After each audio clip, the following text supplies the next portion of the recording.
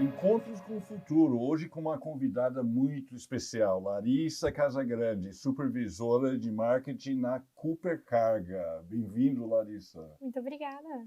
Aqui comigo na bancada está a professora de estratégia e intuição estratégica, Suzy Dias. Meu nome é Matthew Shirts e sou diretor no World Observatory. Encontros com o Futuro é uma produção do World Observatory, da ESPM e da Prime, braço das Nações Unidas para as faculdades de negócios no Brasil e no mundo. Larissa, conta para a gente o que é a Cooper Carga e o que você faz lá. Claro, com certeza. Olá, pessoal, então, novamente. Muito obrigada pelo convite de estar aqui, de poder apresentar um pouquinho sobre líderes de marketing e principalmente da Cooper Carga, que é onde eu atuo hoje. Bom, hoje a Cooper Carga é um operador logístico sustentável. Então, falando em outras palavras, né, para mercado, o que é um operador logístico?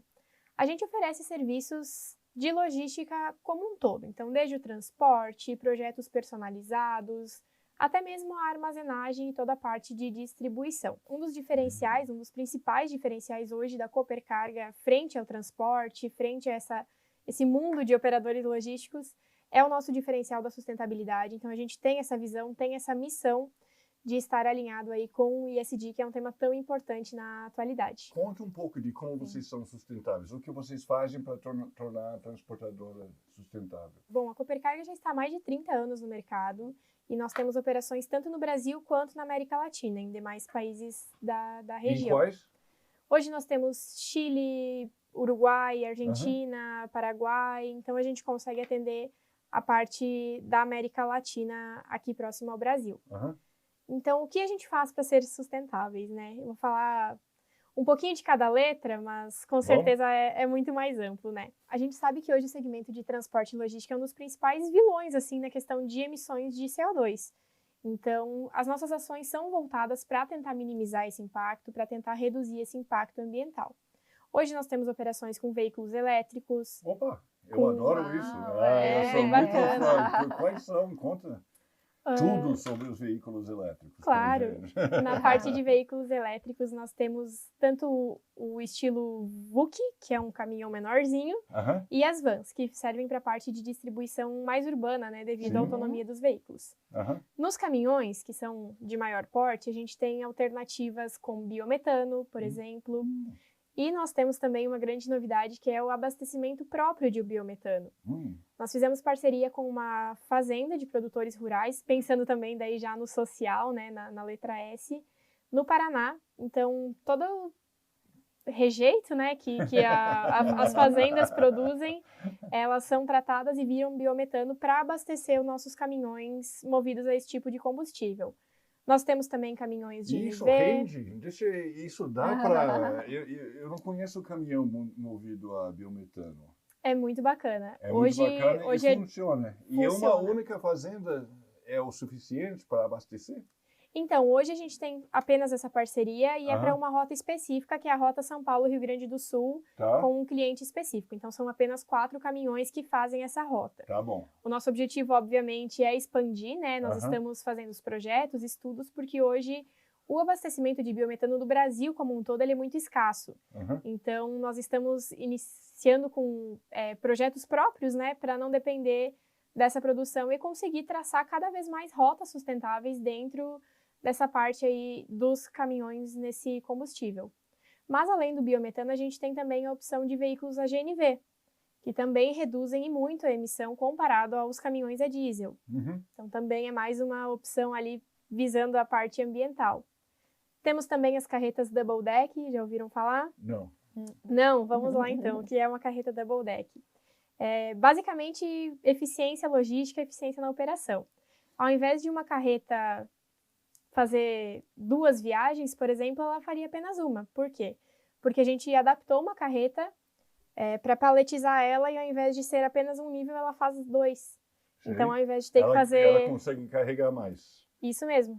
A gente otimiza 2 vezes a capacidade da carga, né? Então, ao invés de fazer 2 viagens, emitindo 2 vezes o CO2, a gente consegue reduzir pela metade. Então, é outra alternativa também muito bacana que a gente conseguiu implementar nas operações nestes últimos anos. E quais são os principais, assim, desafios? A gente sabe que em questões de logística, né, o Brasil enfrenta, como um todo, diferentes desafios. Quais os principais desafios que vocês percebem estando nessa frente, né? Como a gente estava comentando, eu acho que o principal desafio é a questão da malha. Então, para veículos elétricos, as malhas são muito escassas, né? Quando a gente fala de São Paulo, Curitiba, grandes centros, a gente sabe que tem mais opções de locais para carregamento. Mas quando a gente pensa nos interiores, já é mais difícil. Então, a autonomia dos veículos é reduzida. Isso falando dos elétricos. Quando a gente fala de gás, de biometano, também a gente volta no conceito de abastecimento. Então, hoje são poucos locais que permitem, né? A gente precisa traçar uma rota muito estratégica, muito bem traçada para conseguir fazer esse abastecimento e fazer a operação ter retorno financeiro, porque sustentabilidade também é sobre isso, né? Precisa valer a pena para o cliente e para a gente. Então, a gente não pode encarecer a operação para atender o cliente, então tem que estar muito bem alinhado estrategicamente toda a questão do fluxo ali de todas as rotas. Se houvesse mais infraestrutura para reabastecimento, permitiria vocês abrir mais rotas sustentáveis? Com certeza, com certeza. Hoje a gente tem uma equipe de ESG, de sustentabilidade, e também uma equipe de projetos que trabalha para desenhar, né, todo esse caminho do futuro visando ainda mais sustentabilidade. Isso só na parte ambiental, né? Quando a gente passa para o pilar social, que é um dos que a gente gosta muito, até puxando um pouquinho para a parte do marketing, né, que é o que eu estou à frente, a gente divulgou agora o nosso relatório ESG, um material extremamente completo, tem todas as nossas ações em todos os pilares. Mas uma das ações que eu gosto muito e que também tem relação com o nosso bate-papo de hoje é o projeto Mulheres no Volante.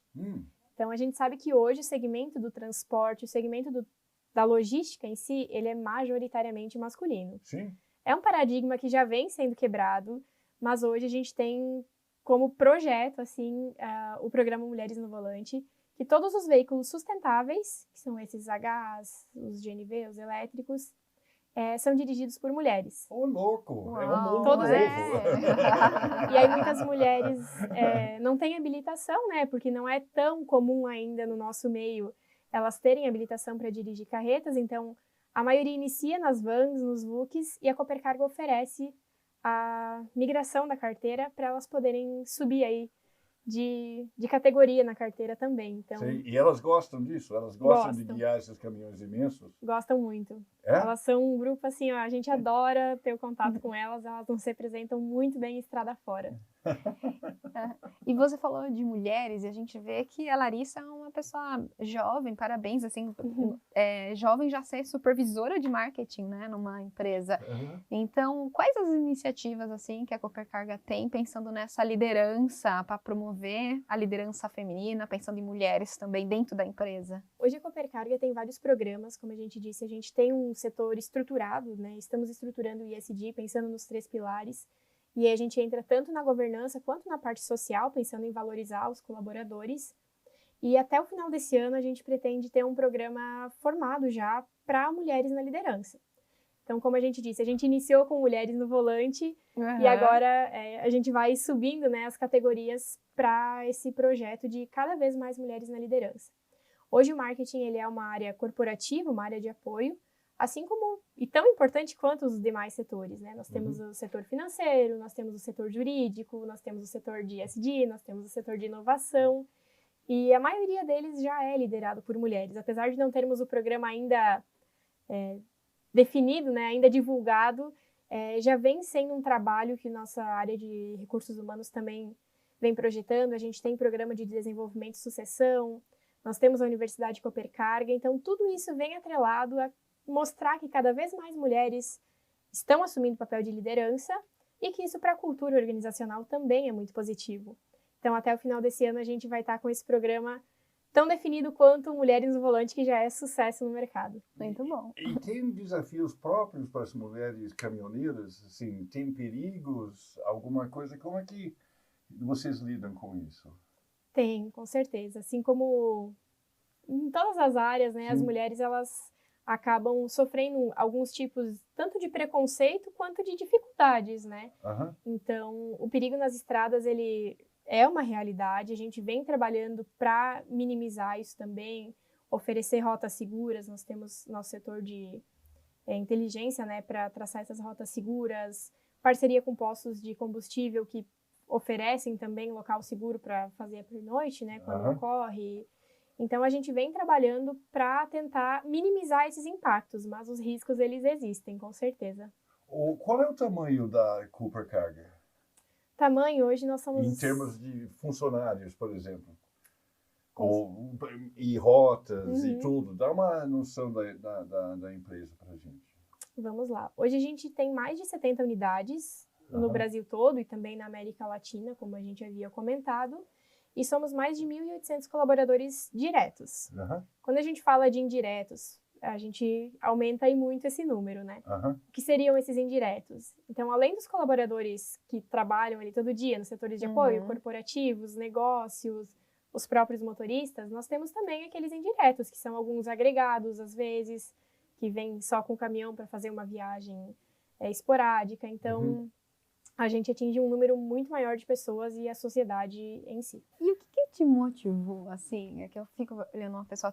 Eu ainda volto um pouquinho nessa questão do jovem como supervisora, porque nós temos, né, nossos alunos e eles sonham muito já entrar na empresa como gestor. Então, conta um pouquinho, assim, dessa história, da onde que vem essa vontade de gestão, para a gente conhecer um pouquinho.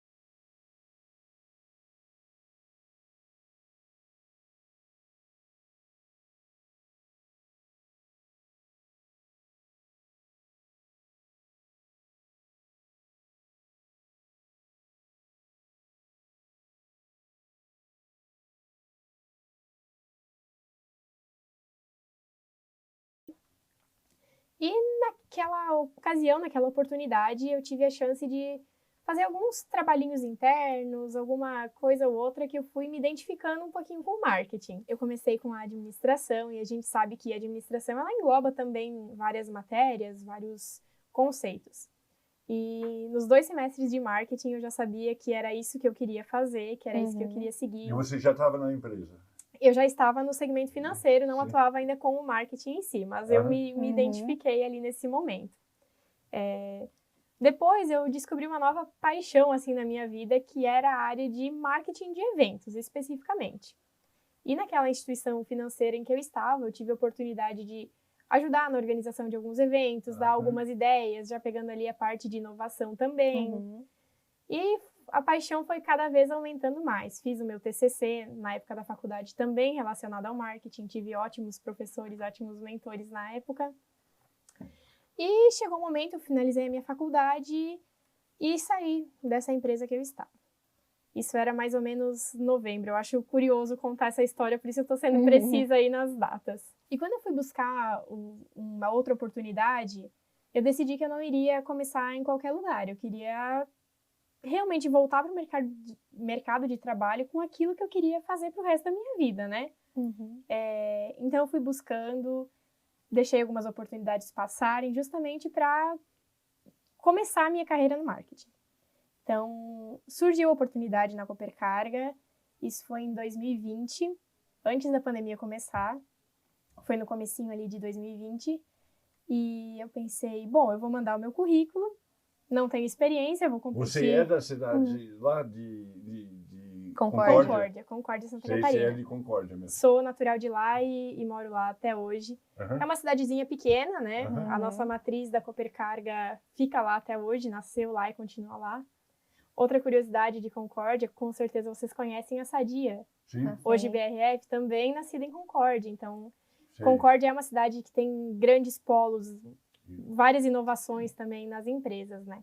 E eu pensei, bom, não tenho experiência, vou competir com quem tem experiência, vai ser difícil conseguir essa vaga, né? Mas fui na fé e consegui. Então, eu iniciei em janeiro de 2020 na Cooper Carga. Logo depois, já veio a pandemia.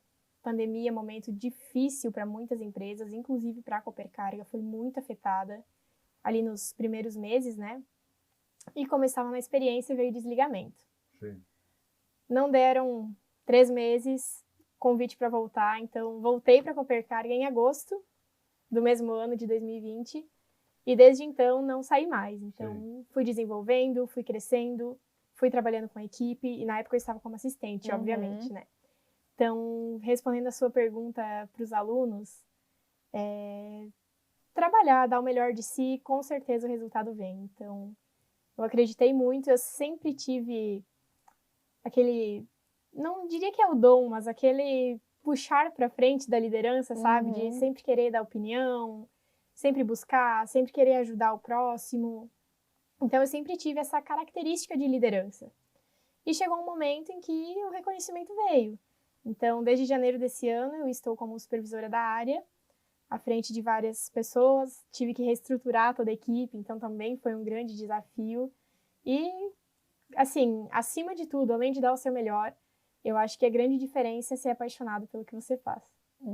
A gente vê, né, nos brilhos. Nós conseguimos ver o brilho nos seus olhos, que a gente fala um pouco. Fala um pouco do marketing de Coopercarga. O que vocês tentam comunicar e como é que vocês fazem isso? Bom, o marketing na Coopercarga é bastante desafiador, porque hoje a gente trabalha com uma gama de clientes B2B. Imagino. Então, a comunicação ela precisa ser diferente, não é aquela comunicação massiva igual o B2C, né? Promoção, desconto, oferta.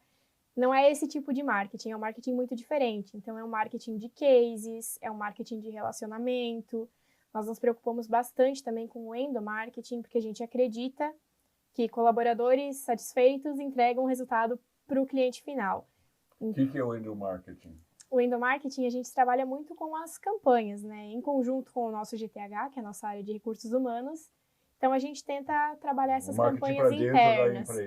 Isso, o marketing interno, isso mesmo. E o marketing externo é trabalhar a nossa marca, né? Hoje, o nosso maior objetivo é consolidar a nossa marca. A gente tem um carinho muito grande com nossa marca. São mais de 30 anos de história. Coopercarga é um nome muito forte. E o nosso trabalho principal no marketing é manter essa marca cada vez mais forte. Então, vinculada à sustentabilidade, mostrar que hoje o nosso foco é esse, mostrar que somos uma empresa inovadora, apesar de estar em uma cidade do oeste de Santa Catarina, apesar de ter mais de 30 anos de história, estamos em constante evolução. Essa parte da sustentabilidade ambiental nos caminhões, isso é valorizado pelas empresas? Isso funciona para vocês? Funciona. Conta para mim. Eles buscam isso, eles querem, assim, isso que eles fazem questão? Porque ele entra no cálculo de CO2 deles. É isso ou não? Chega a esse ponto? Também. Hoje, dentro da sustentabilidade, não é muito a parte técnica da minha área, né? Sim. Mas como a gente faz as divulgações, a gente acaba conhecendo um pouquinho. Mas nós temos hoje o que se chama de escopo 1, 2 e 3. Então, a maioria dos clientes preza por isso, porque ou a gente entra no escopo 1 dentro da emissão deles, ou a gente entra no escopo 2, ou eles entram em algum dos escopos. Então, é realmente uma parceria, né? Mãos dadas aí entre a relação cliente-empresa. Sim. E até ontem, no evento que a gente estava, a gente entrou numa discussão com o nosso time comercial, que de 10 clientes que o time comercial visita, 10 pedem quais são as ações de ESG que a gente tem. Então, realmente, olha só, é muito valorizado. E as rotas são quais? Vocês vão para onde? Hoje a gente tem a capilaridade muito grande, a gente consegue atender o Brasil todo, assim. Sim, qualquer lugar no Brasil. Isso mesmo, dentro dos projetos. Sim. Você falou um pouquinho de sustentabilidade, falou lá atrás também de inovação. Como que pode ter, explica pra gente um pouquinho esse link de como que vocês inovam pensando na sustentabilidade que é importante para os clientes. Por incrível que pareça, né, por que eu consigo responder um pouquinho mais até sobre inovação e sustentabilidade, sendo que eu sou do marketing. As três áreas, elas estão muito ligadas. A gente tem uma ligação muito forte entre nós, a gente divide o mesmo gestor, nós dividimos a mesma sala, então tudo que acontece num setor acaba refletindo no outro. Nós temos muitos projetos, voltando um pouquinho também no marketing interno. Hoje a gente tem um programa de inovação fechada que se chama Criativação. O Criativação é uma plataforma onde os colaboradores podem escrever ideias para melhoria de processo ou novos produtos, novos serviços. Enfim. Anonimamente ou assinado? Não, assinado mesmo. Tá. Tem todo um reconhecimento, é uma gamificação. Uhum. E dentro do Criativação nós temos uma categoria que é do ESG. Então, são muito bem-vindas as ideias sustentáveis. Ontem mesmo, aproveitando a minha agenda aqui em São Paulo, a gente esteve no treinamento para operação, que amplia também esse conceito. O nome do treinamento é Mãos Dadas com a Inovação e junto com ele o treinamento Sustentare. Ou seja, sempre que a gente tenta disseminar o conceito, a gente dissemina os dois juntos, tanto a inovação quanto a sustentabilidade. Dessa forma, as ideias elas surgem muito mais assertivas, muito mais conectadas. E claro, todas as nossas ações, né, a gente considera como inovadoras. Hoje a Coopercargo é pioneira em várias dessas práticas ambientais, então pioneirismo significa também inovação. E o que acontece, por exemplo, se o funcionário, ele, não sei se já aconteceu antes, dele dar uma ideia bem inovadora, só que essa ideia, de repente, anda e falha? Pode acontecer. Até o próximo tema, a gente tem alguns eventos internos também, temos a oficina de ESG, que acontece agora em setembro, inclusive fica o convite, é aberto ao público. Muito obrigado. Onde vamos falar um pouquinho sobre sustentabilidade. E em outubro, já no próximo mês, nós temos a Semana da Inovação também aberta ao público e também muito convidados. A gente vai falar um pouquinho sobre os sentimentos.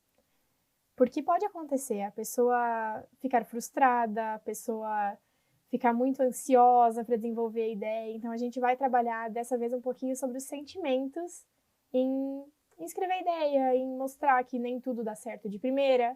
Às vezes a gente precisa tentar de novo, elaborar um pouco melhor, fazer um projeto mais estruturado, um Canva, né?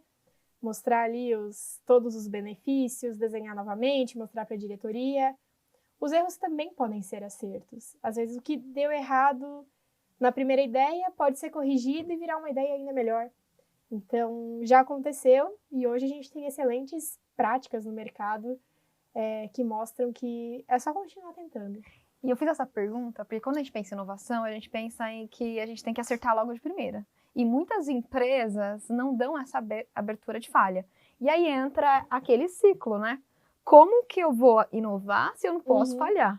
Então, parabéns por essa iniciativa, porque é muito importante a empresa, né, ter essa abertura de falha, porque é aí que surge a inovação, né? Muito bom. Muito bom, muito bom. Sensacional. Larissa, muito obrigado por ter vindo aqui.